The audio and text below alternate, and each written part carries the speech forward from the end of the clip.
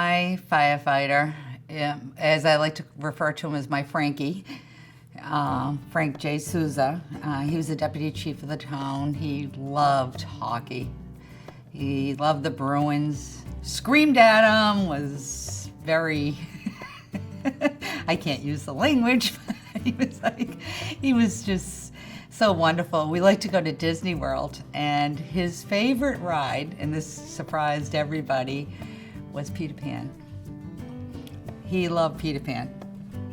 Because he was a child that never wanted to grow up. And that was my Frankie in a nutshell.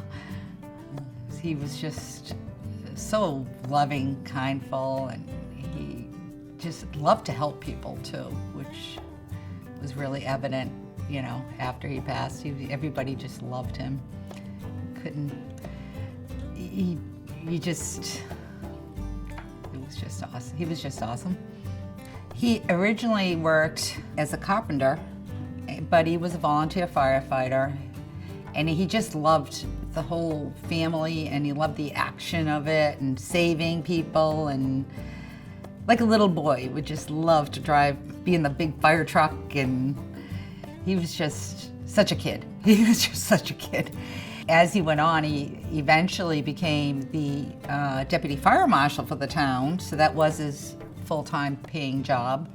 He loved it. He loved going into people's homes. If an elderly person, smoke alarm was off, he would actually fix it, even though he wasn't supposed to. He wouldn't, he was just kind of like that. And he also was involved with fire police and the welfare committee with the fire department. I don't think he missed anything in the fire department. And he did some EMS also. And but that was quite hard when you had children on the back, so that really bothered him. But overall, he was just this wonderful man that people just loved and wanted to be around. It was just, I could be here for hours talking about how wonderful he was.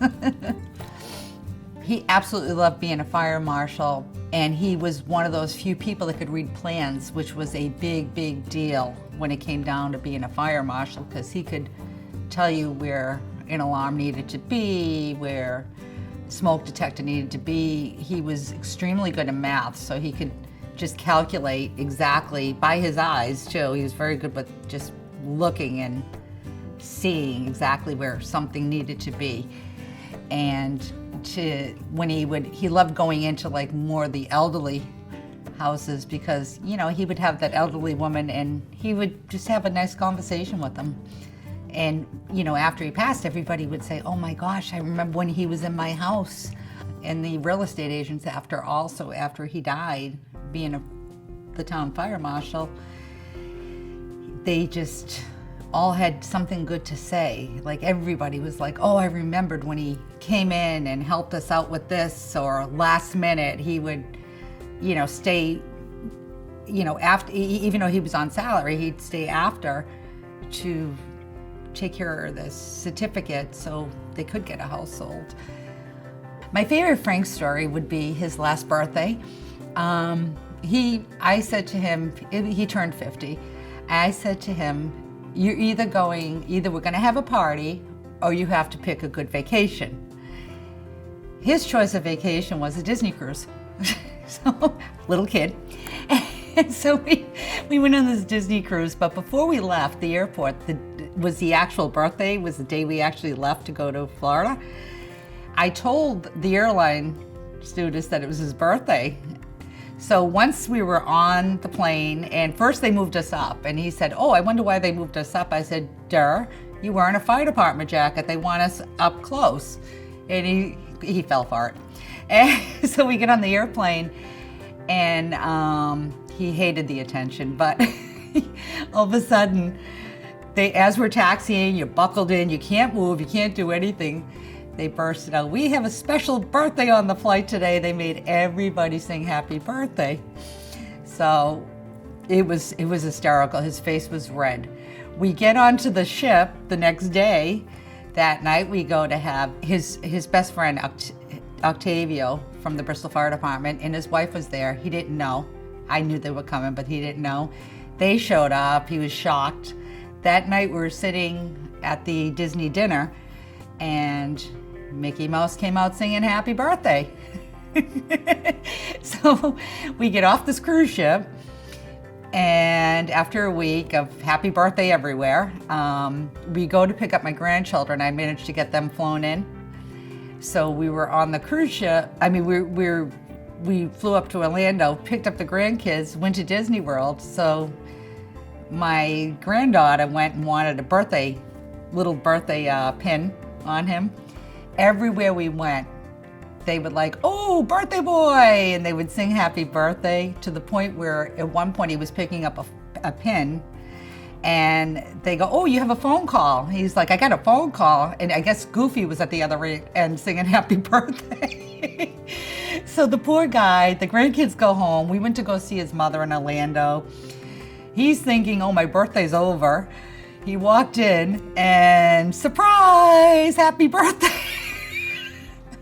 We must have had, and that year when we went to our banquet, annual firefighters banquet, they were like, they gave him an award stating that he had gone through 5,000 cakes, 800 surprises, Disney does not want you back. They're sold out on the coffee. I mean, it was funny.